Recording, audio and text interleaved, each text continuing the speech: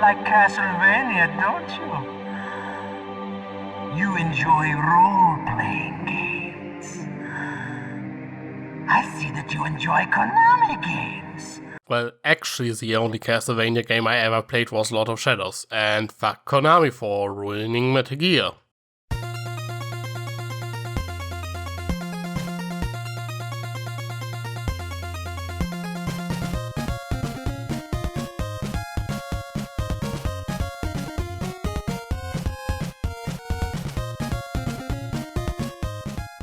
Happy Halloween everyone! Today we take a look at Netflix's animated adaptation of Castlevania, Castlevania 3 Dracula's Curse to be precise. Again, never played that game myself, but going by the Wikipedia page, they did change a lot around, but that's not necessarily a bad thing. If it makes for a better cartoon, okay, I just love me some good bloody vampire action.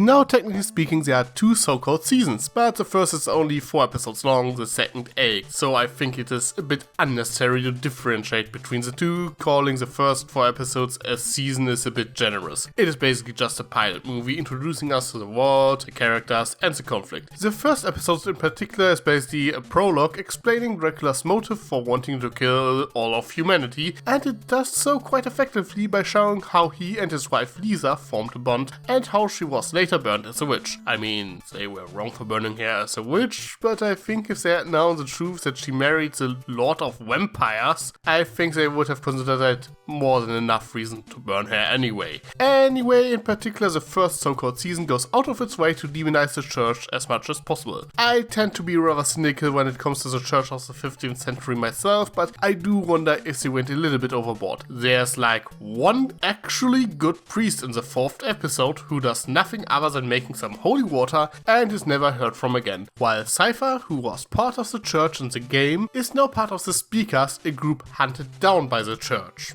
Now, frankly, I don't mind it that much, but I think a more balanced view making the appearance that not all followers of God are Judge Frollo wouldn't have hurt. Anyway, the first season is mostly about our main character, Trevor Belmont, arriving at a city that has to deal with Dracula's minions and the corrupt church. There he meets those Speakers, he goes out of his way to save one of them, who just happens to be a girl named Cypher. Then the town gets overrun by demons and they find Alucard. No, not that one. Under the city. They have a bit of a fight and then agree to work together. The second season has them travel to Trevor's old family home and spend the entire season in the basement doing research until the final battle. In the meantime, we get vampire politics, cause a female vampire Camilla plans to overthrow Dracula, and there is 2 human henchmen, Hector and Isaac. Camilla starts manipulating Hector to serve her and well, things don't quite work out as she plans. Then Cypher manages to summon Dracula's castle, they storm it, and the final battle begins.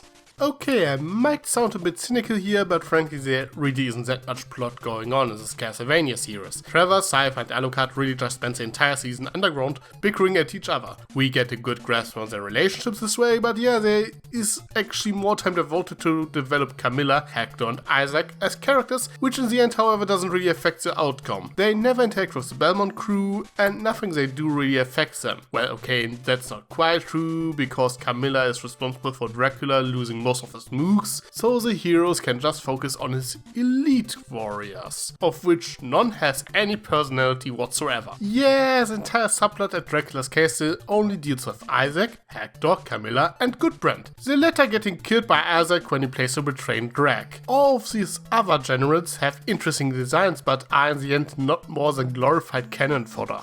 Now this might sound like I really dislike the story and that it drags on for far longer than it needs to, and that's not really the case. Isaac, Camilla and Hector's subplot seems to mostly exist to set up potential sequels, but damn, I really want to see them, since they are rather fascinating characters. We learn about their backstory and what drives them. Personally, I consider Hector and his undying loyalty to Dracula in particular interesting, and I can't wait to see what the future has in store for him. And Camilla, who wants to take the place of this useless old man Dracula, is not bad either, but that's kinda it. It's mostly built up for sequels and we have no idea when they will be released. It is also rather disappointing that Dracula does basically nothing between the first and the penultimate episode. Just sitting around, grieving and not really giving a shit about anything, which is why Camilla starts to conspire against him in the first place. After he had such a strong introduction in the first episode, it really just feels like a waste. He does make up for it in the final battle, and his defeat in particular is handled really well, having the realization that he is killing his and Lisa's son when he did everything to avenge avenge Lisa, but I still would have preferred if he had more of a presence. In the same vein, I also really enjoyed the character interactions between Trevor, Alucard and Cypher. I will find us a covered wagon and horses if you two can manage not to kill each other while I'm gone. Oh, please. We're not children.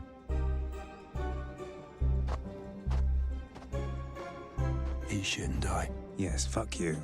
What a lovable bunch of jerks. Kinda reminds me of your average D&D party actually. They do a fantastic job of establishing their relationships, in particular between Trevor the vampire hunter and Alucard the half vampire. Their bickering never gets old, but again, that's pretty much all they get. Sure, Trevor and Cypher get a bit more to do in the first 4 episodes, but in the end they are just stuck in the library for the majority of the season until it's time for the final battle. And the more I thought about it, the more I realized that perhaps the main issue I have with the show is that it is kinda stationary. Again, I'm not a big expert on Castlevania games, but generally speaking they are pretty much all about exploration and overcoming obstacles like powerful enemies. I mean, that's the core concept of Metroidvania games, right? But that's not really what Trevor and co do. They basically look for a cheat code, which is probably up, up, down, down, left, right, B, A, start, to immediately jump to the final boss. Sure, they get attacked once on their way to the library and the library itself gets eventually attacked, but there isn't really a journey to speak of. Frankly, I think I would have preferred if they had cut down the vampire politics a bit and instead have every episode be about Belmont and company traveling and run into one of Drax's generals, giving them more personality, and it would imitate the boss battle structure of video games a bit more. And then I realized that at this point I was basically asking for JoJo.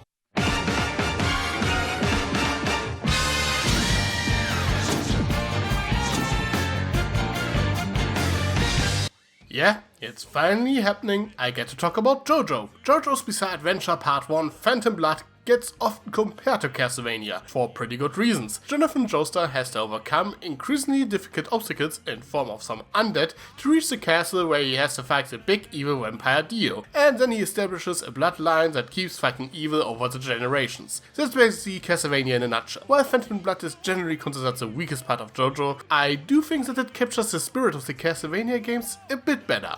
It feels more like a journey, and while the minor antagonists in part 1 aren't as memorable as in latter parts, I think this Monster of the Week approach would have worked wonders for Castlevania as well, so we don't end up with a cast of cool looking vampires that do nothing until they get slaughtered in the final episode. Now again, while I say that I would have preferred this kind of setup, it doesn't necessarily mean that it would have been better. In particular, since Castlevania is supposed to get at least one more season, and maybe it was completely necessary to spend this much time on vampire politics and establish Camilla and Isaac as future antagonists for the series. And again, I really enjoyed the character arcs, very interesting, but if I had to look at these 12 episodes in a bubble, I think they could have used that time a bit better. Well, and then there's of course the visual aspect of the show. The anime-inspired art style certainly sells the show and it looks gorgeous. Now, of course, this brings up the old should we consider this anime question, which is in this case particularly difficult to answer. It is technically speaking a Western produced cartoon, but the animation was not only influenced by anime, it is also adapting a Japanese video game franchise, so what is it? Sure, you can see at some point that they use some tricks to save up some money, and again, a majority of the show is about vampire politics and people sitting in a library, but there's just enough violence that you can overlook that. And we are talking about beautiful, detailed violence. The fights are brutal and awesome to look at. In particular, the penultimate episode when Trevor, Alucard and Silver storm the castle and bloody tears kicks in. It's just awesome. Again, if you're not that much into gore, this is probably not the show for you, cause the show is far more brutal than your typical anime, so it might be too much for some. And with that being said, let's wrap things up. Castlevania is overall a pretty great series with strong visuals, lots of violence and very fun characters, but I think that it had some screwed up priorities. Dealing with vampire politics is not the problem, but it hardly affects the plot, while our heroes basically spend the entire time in the basement reading books. Trevor really didn't kill enough vampires. It's still a great show and I can't wait for the next season. Also, fuck Konami. But what about you? Did you watch Castlevania? Anything that bothered you? Are you looking forward to the Devil May Cry series that is apparently developed by the same guy responsible for this show? Let me know in the comments below. I am Tricky Fox. Stay foxy.